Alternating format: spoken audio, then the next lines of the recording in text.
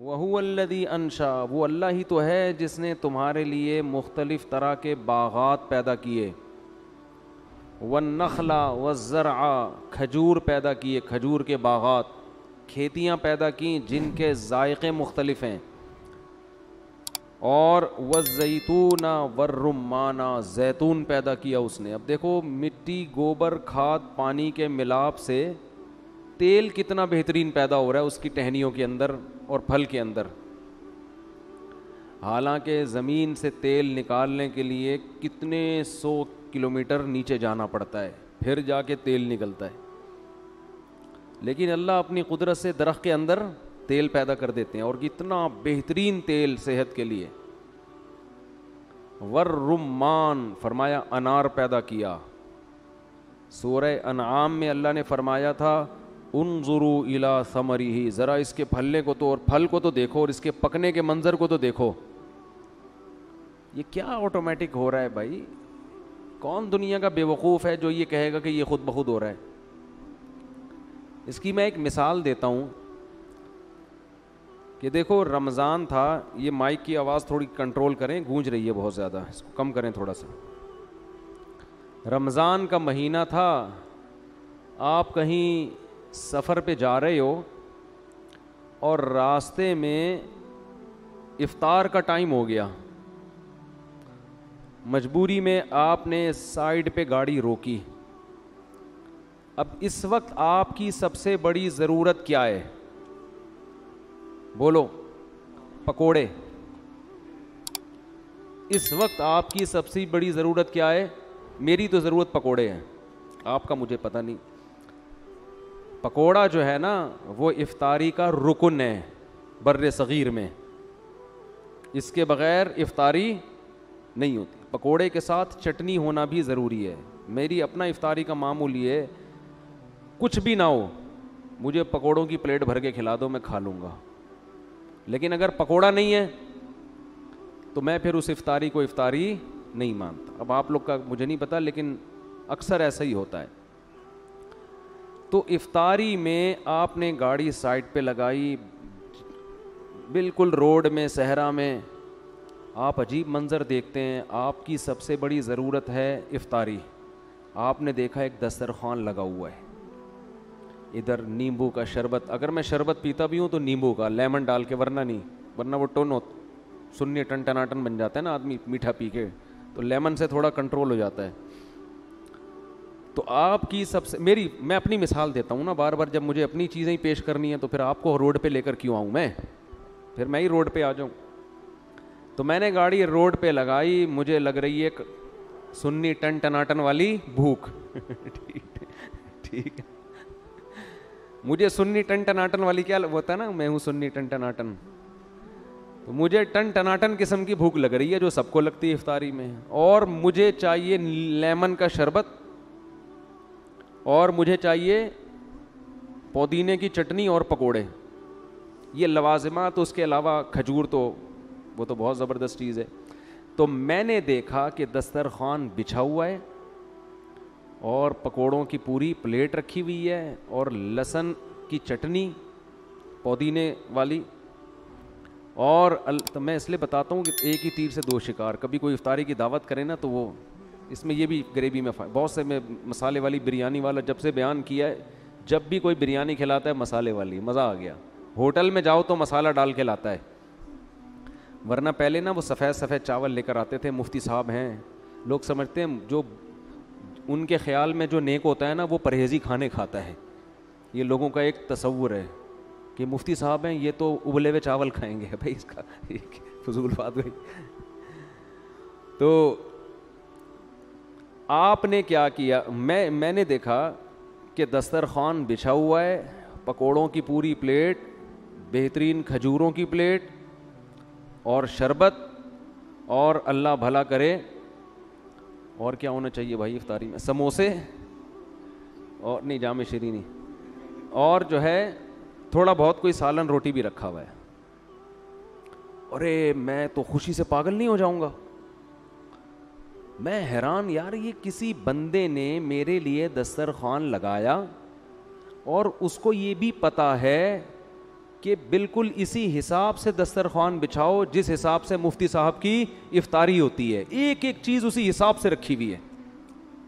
اس کو پتہ کیسے چل گیا یار؟ لگتا ہے اس نے یوٹیوب پہ میرا بیان سنا ہے. اب میں اس غور و فکر میں, یار جس بندے نے رکھا ہے میں اس کو تلاش کر کے شکریہ ادا کرتا ہوں, مجھے بندہ نہیں مل رہا. کہ بھائی وہ بندہ اتنا ہوشیار ہے کہ وہ میرے گھر تک گیا ہے, اس نے میرے گھر والوں سے پوچھا ہے کہ یہ کھاتے کیا ہیں, ان کی میں نے دعوت کرنی ہے, اور مجھے پتا ہے ان کا وہاں پر یہ جس اسپیڈ سے سہراب گوٹ سے نکلے ہیں تو ہائی وے پہ افطاری ان کی اس مقام پہ ہوگی, تو اسی مقام پہ انہوں نے میرے لیے دسترخوان بچھایا ہوا ہے. اس کو ایگزیکٹ وہ ٹائم بھی پتا ہے. میں کہوں گا یار اس بندے کا مجھ پر بہت بڑا احسان ہے. اس کی میں سوچ کو, اس کی ذہانت کو اور خدمت کے جذبے کو داد دیتا ہوں. اب مجھ میں اگر غیرت ہوگی نا تو میں اس بندے کا نمبر تلاش کروں گا.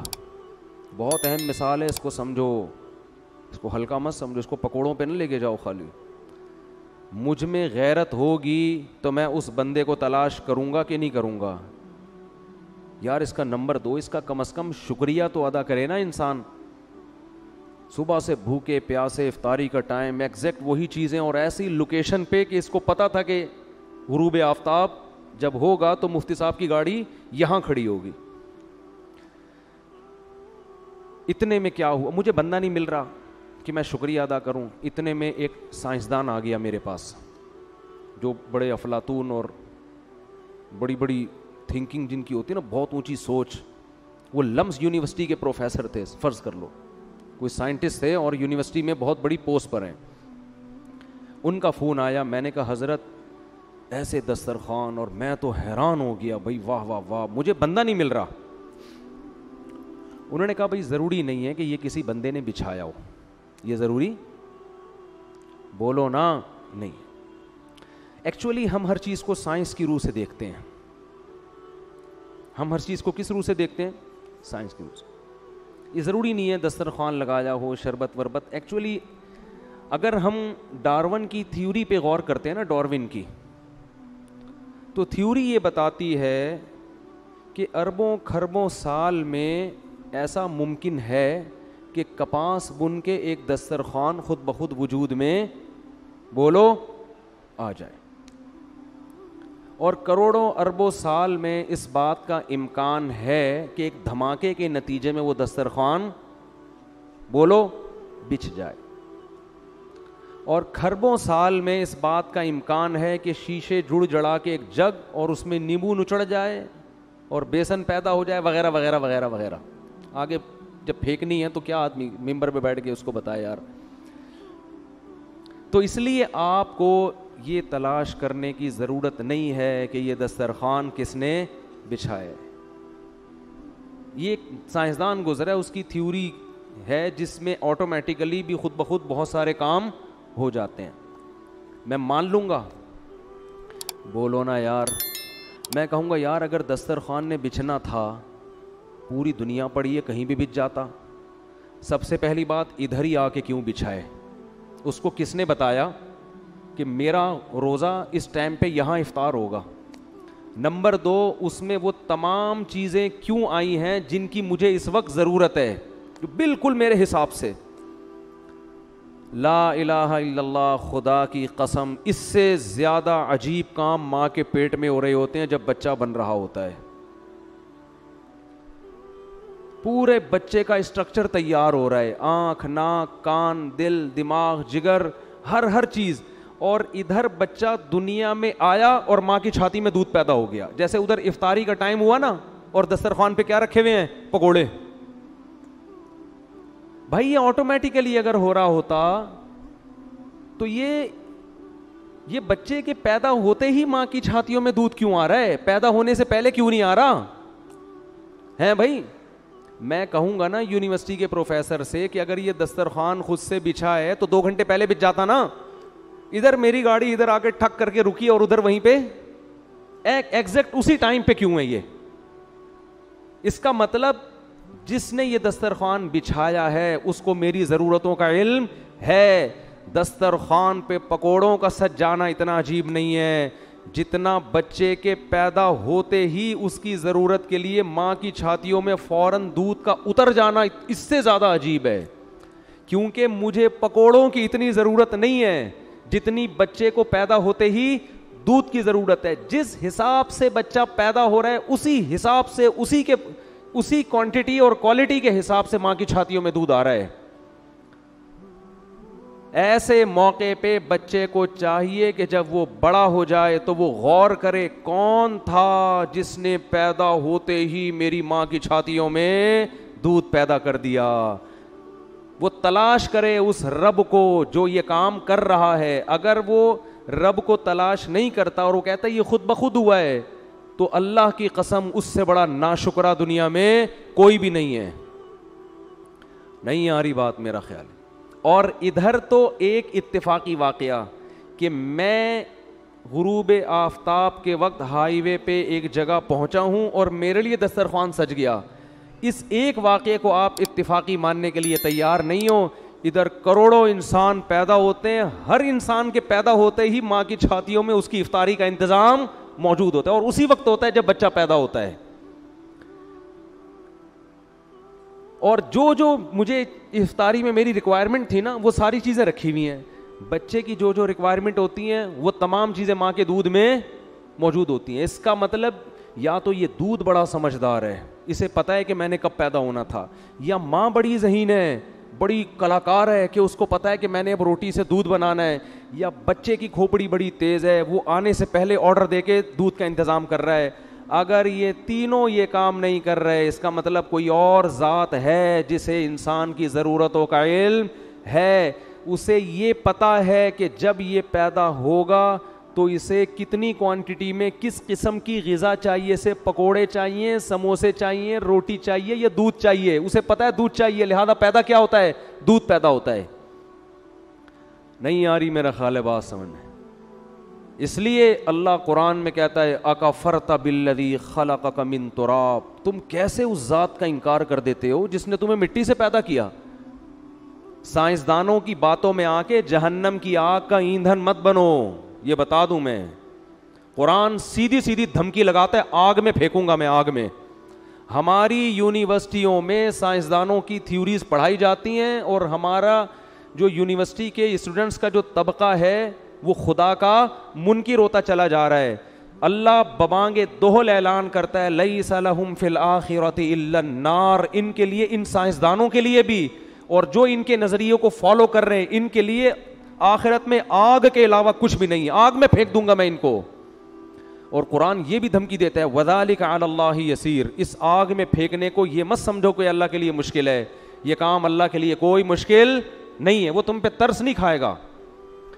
ہمیں مشکل لگتا ہے کہ ہم کسی کو آگ میں ڈال لیں, ہمارا دل نرم ہو جاتا ہے. اللہ کہتے ہیں میرا ان لوگوں پر جنہوں نے میرے وجود کا انکار کیا یا میرے ساتھ دوسروں کو شریک کیا, مجھے ان پہ ترس نہیں آئے گا, یہ میرے لیے آسان ہے بہت, میں پھینک دوں گا آگ میں تمہیں.